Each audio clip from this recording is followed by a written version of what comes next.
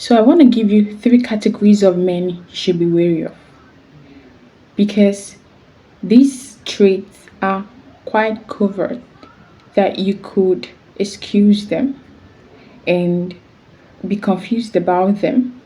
You would see them, you may even be seeing them in the current person that you are with or even married to, and you should be wary. What you will do depends on you. Number one, men that avoid questions. They don't like to answer questions. When you ask a question during a chat, he skips it and continues conversation as if he didn't see it. But at first you excuse, okay, maybe he didn't see it. You refer back to it, he still continues. Then you decide to leave it and ask another question as the chat goes on. He skips it as well. That is not a mistake. That is his character. This kind of men don't like accountability. They don't like to answer questions. They are men who have skeleton in their cupboards. Even if they don't have skeleton in their cupboards, they just have a problem with accountability. And you wouldn't want to have a man who has a problem with accountability, is explaining to you things.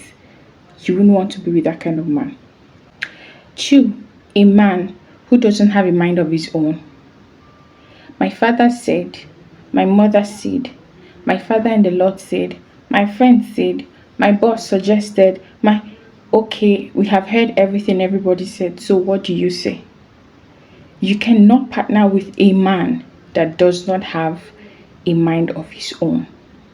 It actually goes both ways for men and women, but when you have a man that is like that, it stinks. I mean, it is like you are dealing with a substandard human being because what is your mind for? What is your mind for? You have lived life for like 25 years, 35 years. What is your opinion? What is your stance? What is your position about things? What opinion have you formed? What is your worldview about certain things? What are your principles? That signals maturity and self awareness and consciousness. So, those kind of men that don't have a mind of their own, they would always blame somebody else for whatever action they took.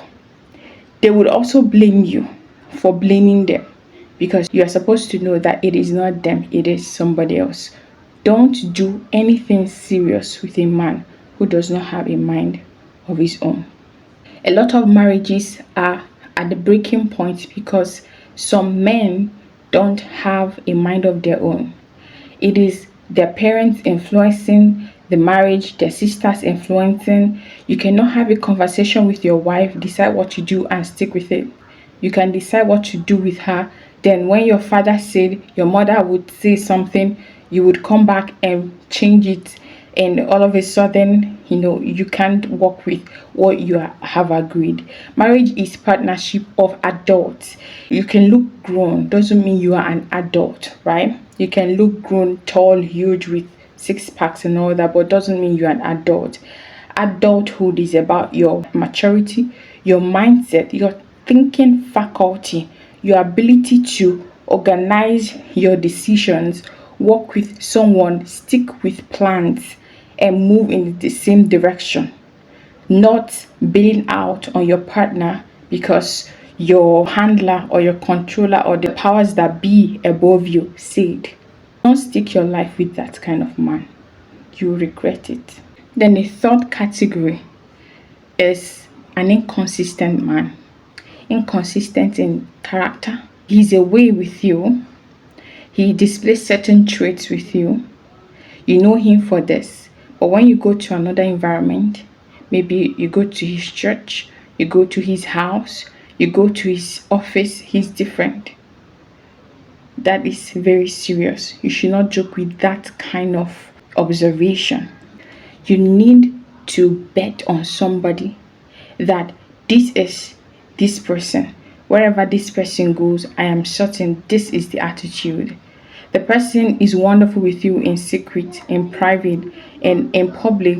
They start displaying certain attitudes as though they are trying to please the people they're in their presence. It means that the person also is like the second category of man that I mentioned, doesn't have a mind of their own. They have not made decisions as to who they are, what they stand for. If you have someone who is inconsistent in their character, in their traits, in their beliefs, in their attitudes, you have to be very wary of that man. If you're still vetting a man to be in a relationship with, please don't go with a man that is inconsistent. And sometimes it can be confusing because you actually like the aspect of him that is this way, but he has another aspect that is the other way. So you are trying to reconcile, okay, when maybe is it a phase of his life that he has to, one day his different parts will all come together and become one. That's very confusing, and you don't have to be in that situation. The truth is, he is still a child. He doesn't have a wholeness of character. It goes to integrity, actually. It goes to integrity because I should be able to count on you that this is you wherever you are, right? So, those kind of men, a man that avoids questions, a man that is easily influenced, they don't have a mind of their own, then a man that is inconsistent. Be wary of these. They can go unnoticed. That's why I have to bring it up. They can go unnoticed. That's why you have to pay attention. You can have a conversation with him. Seems you don't like answering questions because sometimes they feel that you are not observing, you're not seeing what is happening.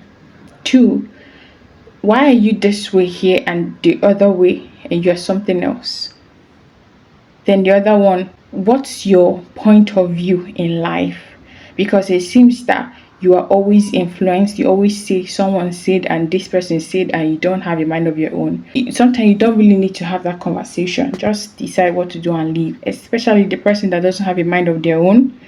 The person that avoids questions, well, you could ask that person, maybe it's a mistake or they need to be intentional. Maybe. With me, I won't deal with it. I won't deal with it. It's a red flag and I won't continue because it's more like he is trying to control the conversation. You're trying to control what would be spoken about, or you're trying to keep information out by making me look like I don't know what I'm doing. Like I asked the question that is irrelevant, or I really don't need it. I'm just being petty, or stuffs, or someone who's not really interested in you, who just feels that they can just have conversation with you without having any duty towards you to answer any question that you ask them, even though it's a mutual conversation between the both of you. So you have to be wary of these men and make up your mind.